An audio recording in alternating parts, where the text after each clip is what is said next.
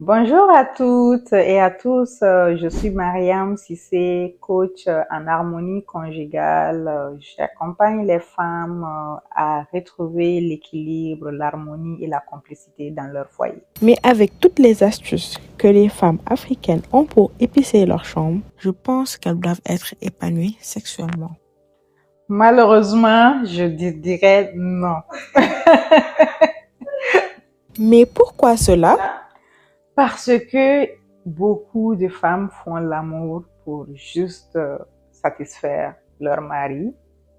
Elles ne sont pas connectées généralement. Elles font l'amour comme juste devoir conjugal, mais pas par plaisir, pas pour se reconnecter intimement à leur mari. Donc, c'est ce qui fait que elles vont épicer les soirées, pas pour elles, mais pour leur conjoint. Et quelles sont les raisons qui les empêchent de parler? Elles sont multiples ces raisons. La plupart du temps, elle a peur de décevoir le mari.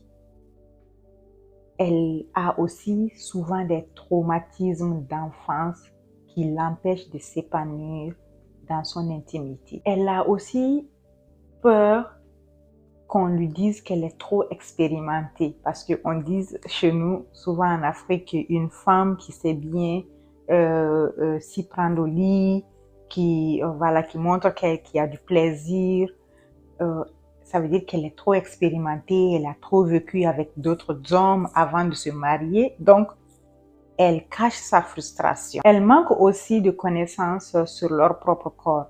Beaucoup de femmes ne savent pas c'est quoi un orgasme.